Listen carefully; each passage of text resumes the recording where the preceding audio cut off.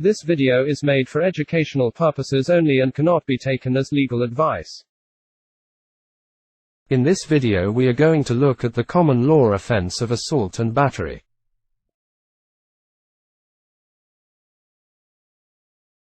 The English law of assault and battery. Outline and case summaries. Assault and battery are the fundamental non-fatal offenses against the person. Assault involves conveying the impression that illegal force will be used imminently. Battery is unwanted touching. To be more exact, the law draws a distinction, in terms more easily understood by philologists than by ordinary citizens, between an assault and a battery. An assault is an act which causes another person to apprehend the infliction of immediate, unlawful, force on his person. A battery is the actual infliction of unlawful force on another person. Both assault and battery are forms of trespass to the person, as defined in Collins v. Wilcock, 1984. Both assault and battery are mentioned in Section 39 Criminal Justice Act 1988 without being defined. Rather, they are defined by common law. Assault and battery are also building blocks for other non-fatal offenses. It is therefore vitally important to understand them. Assault. The crimes actus reus was defined in Fagan v. MPC, 1969. An assault is any act which intentionally, or possibly recklessly, causes another person to apprehend immediate and unlawful personal violence. Per James J. For mens rea, the issue of whether recklessness is sufficient was settled in Venner, 1976. We see no reason in logic or in law why a person who recklessly applies physical force to the person of another should be outside the criminal law of assault. In many cases the dividing line between intention and recklessness is barely distinguishable. Per James L.J. To be precise, assault is defined as actus reus d caused v to apprehend imminent and unlawful force. Fagan. Mens rea, d intended or was reckless in causing v to apprehend imminent unlawful force. Venner, confirmed in Spratt.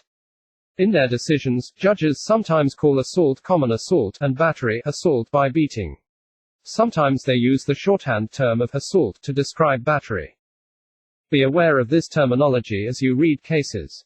Section 39 Criminal Justice Act 1988 reads, 1. Common assault and battery shall be summary offenses and a person guilty of either of them shall be liable to a fine not exceeding level 5 on the standard scale, to imprisonment for a term not exceeding 6 months, or to both. The AR of assault, causing v to apprehend imminent and unlawful force causing, by an act, not an omission. Fagan vs. MPC, 1969. Facts: a police officer, V, ordered a driver, D, to park his car so that the officer could question him. D stopped the car so that its wheel was on top of V's foot, and turned off the car. V shouted to D to get off of his foot. D shouted back some angry words and initially refused, but less than a minute later, he turned the car back on and moved off of V's foot. It could not be proved that D first hit V's foot deliberately.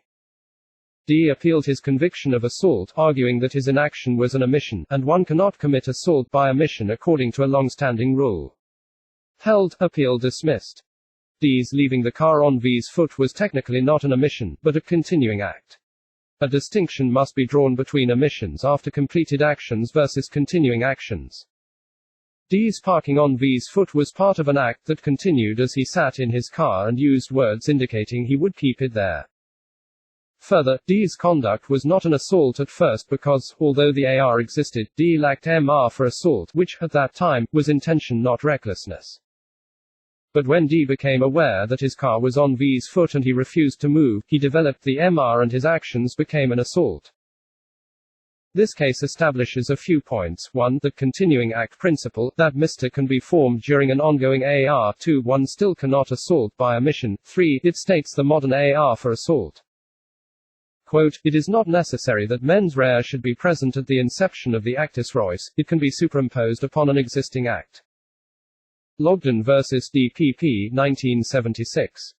Facts: D threatened a customs officer, V, that he would hold V hostage unless money, that he claimed the customs office owed to his client, was paid. He opened a drawer and showed V a gun and said it was loaded. He telephoned the customs office and threatened to kidnap V when V was shaking with fear. D handed V the gun and told V it was a replica. D appealed his conviction, claiming he did not have the ability or intention to commit an assault. Held, appeal dismissed. The AR of assault does not require the ability to carry out a threat, it only requires that D cause V to apprehend the application of imminent unlawful violence. This case is a good example of a pure assault. Thomas vs. National Union of Mineworkers, 1986. Facts. This was a civil case involving the tort of assault, which is a different issue, but it is still relevant to the crime of assault. Coal miners had voted to go on strike, but some workers broke the strike and continued working. The striking workers gathered daily at the gates of the colliery and yelled insults and threats at workers who entered in vehicles. Police were at the gates to keep order. Some of the workers sued the union under the tort of assault. Held, there can be no assault where the threat is not immediately possible. Because the workers were in vehicles and police were present, no threat could be imminent. This case represents the older, traditional view. Constanza, 1997. Facts. D stalked a woman, V, with whom he desired to have a relationship. He followed her, waited in his car outside her house, and sent her over 800 letters over a period of 4 months. D lived near V, and V knew it. Some of the letters were threatening and terrified V. A doctor found that D's actions caused to V suffer from clinical depression and anxiety. D appealed his assault conviction on the grounds that, even if certain letters caused V to apprehend unlawful force, the perceived threat from the letters lacked sufficient immediacy. Held, appeal dismissed. It was imminent enough if there was a fear of violence at some time, not excluding the immediate future. Sheeman L.J. at 494. It was important that V knew D lived nearby.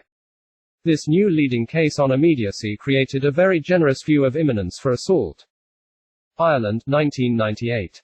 Facts. 2 similar appeals, Ireland and Burstow, were heard together by the House of Lords. Both were silent phone call cases. Here we will only discuss the first case. In Ireland, D telephoned 3 women several times, mostly at night, and remained silent or was breathing heavily. It was established that the 3 verses suffered medically recognized psychiatric harm. To put these facts in context, Lord Steyn noted that, at this time, the mid-1990s, harassment of women by repeated silent telephone calls, accompanied on occasions by heavy breathing, is apparently a significant social problem. Of 3 questions the House considered, one was whether there was an assault in Ireland. Held, 1. It is possible for a silent phone call to be an assault, it is a question of fact for the jury.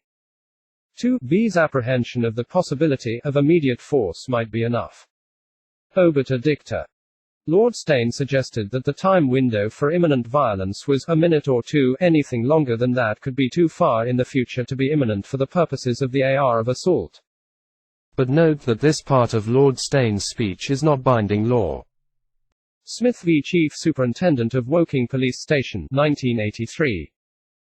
Facts. D trespassed into the enclosed garden at V's house at about 11 p.m. V, an elderly spinster, looked out of her window and saw D staring at her, standing right up against the glass.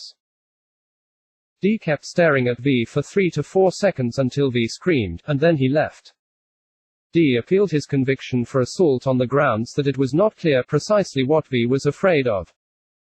Held, assault does not require V to know, or the court to determine, exactly what she is afraid of, only that it is some kind of imminent and unlawful force. D caused V to apprehend such force, and so the AR was made out. Can one assault by words alone? An old case, Mead and Belt, 1823. Suggested that there existed a rule against assault purely by words lacking any accompanying action. Lord Steyn discussed this supposed rule in Ireland. Self-negating threats cannot be assaults. Tuberville vs. Savage, 1669. Facts. The case report has few facts. The evidence to prove a provocation was that the plaintiff put his hand upon his sword and said, "If it were not a size time, I would not take such language from you." The question was, if that were an assault. Note, a size time refers to the day that judges came to town to hear cases. Held, the court agreed that it was not an assault, for the declaration of the plaintiff was that he would not assault him, the judges being in town. Analysis. The traditional interpretation of this case has been that there was no assault because the man who made the threat D declared at the same time that he would not carry it out.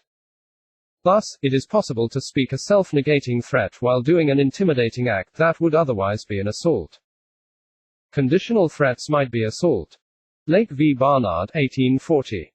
Facts: Barnard D. was captain of a whaling ship anchored off the coast of Chile. Lake V. was a crew member. D. was angry at V for fighting with another crew member and hitting D when he intervened. Sometime the next day, D put a gun to V's head, cocked it and said that if V was not quiet he would blow his brains out.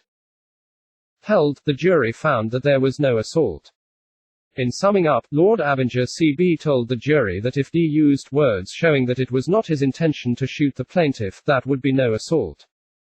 Reed v. Coker, 1853. Facts: D asked V, who was either an employee or business partner, 7 to leave the business premises. When V refused, D gathered some workers around V, and as they were tucking up their sleeves and aprons, D threatened to break V's neck if he did not leave. Held, the conditional threat was an assault. Quote, if anything short of actual striking will in law constitute an assault, the facts here clearly showed that the defendant was guilty of an assault. There was a threat of violence exhibiting an intention to assault, and a present ability to carry the threat into execution. Per Jarvis C.J. at 1441. Furthermore, during oral arguments, Jarvis C.J. asked, if a man comes into a room, and lays his cane on the table, and says to another, if you don't go out, I will knock you on the head, would not that be an assault? R. On the application of Cracker v. Leicester Magistrates Court, 2013. Facts: D was driving a van. V was on a motorbike. D believed V was blocking the road. They had a dispute that continued into a car park. At some point, D told V, if you come round the back I will beat you up. D applied for judicial review of his conviction for battery on technical grounds. Namely, D contended that he was incorrectly charged with battery instead of assault. The lower court conceded that they were unsure if D delivered a punch and convicted him of battery because of his verbal threat only. Held, D's conviction was quashed on the basis of incorrect charging. He should have been charged with assault. Recklessness. Venner, 1976. Facts: 4 youths were shouting, singing, and dancing in the street in early morning hours.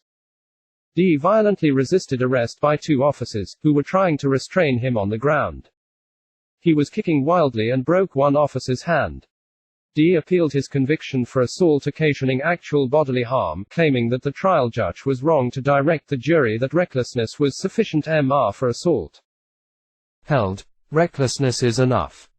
This case was the first to establish this point. Therefore, the MR for assault is intention or recklessness as to the AR. Spratt, 1990. Facts: D fired an air rifle out of the window of his council flat, intending to hit a sign on a garbage chute. He did not think anyone was around. D hit a 7-year-old girl, who was playing nearby, with 2 pellets. D appealed his conviction under S. 47 OAPA 1861, assault occasioning actual bodily harm. Held, appeal allowed. 1. Venner approved. Recklessness is sufficient Mr. for assault. Specifically, Cunningham recklessness, D foresees a risk of harm and takes it anyway. 2. D did not know anyone was nearby or foresee anyone could be hurt by his shooting, therefore he was not reckless, and D lacked MR.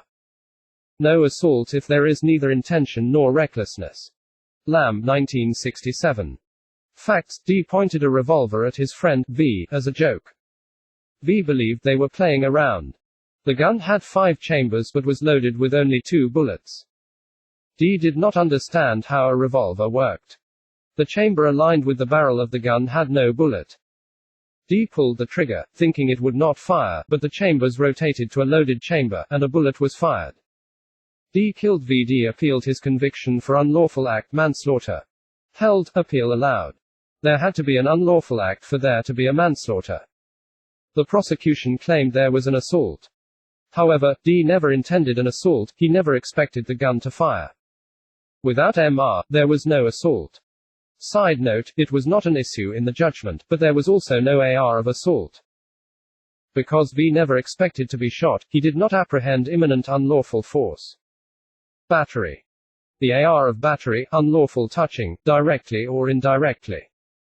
Collins v. Wilcock, 1984. Facts: a police officer wanted to question a suspected prostitute D on the street. D refused and walked away. The officer, also female, took hold of D's arm to stop her. D responded by scratching her.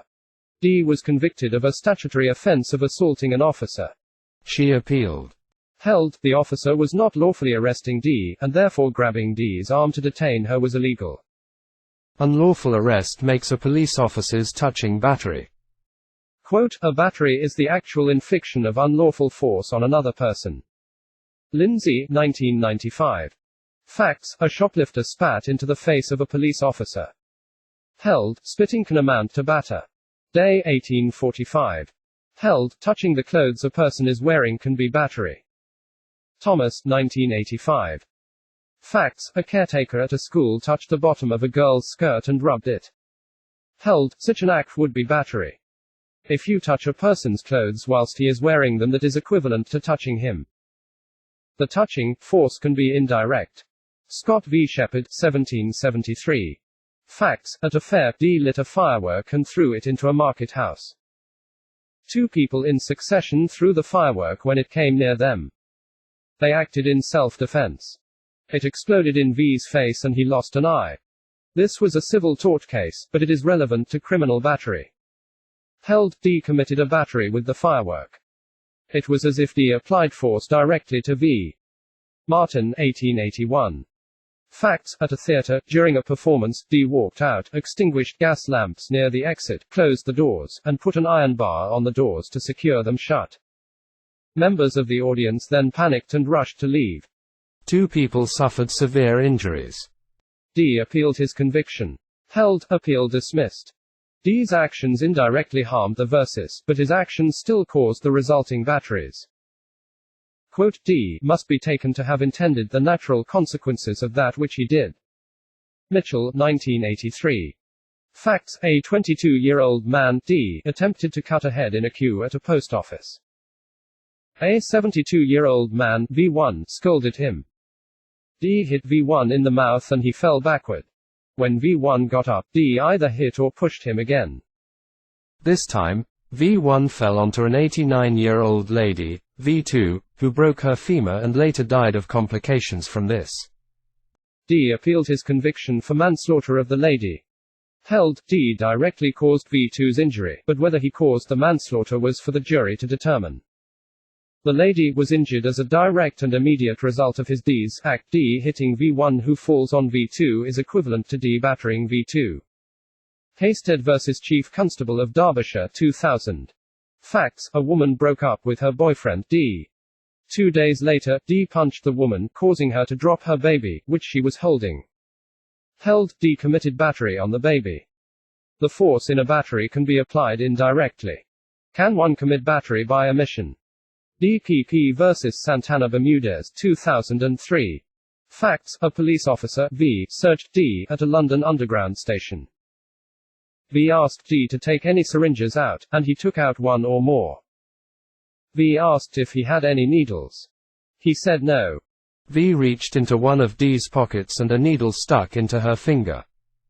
At trial, the court decided that D's conduct amounted to an omission and therefore could not cause a battery. This was in line with Fagan, whose omission rule also applied to batteries.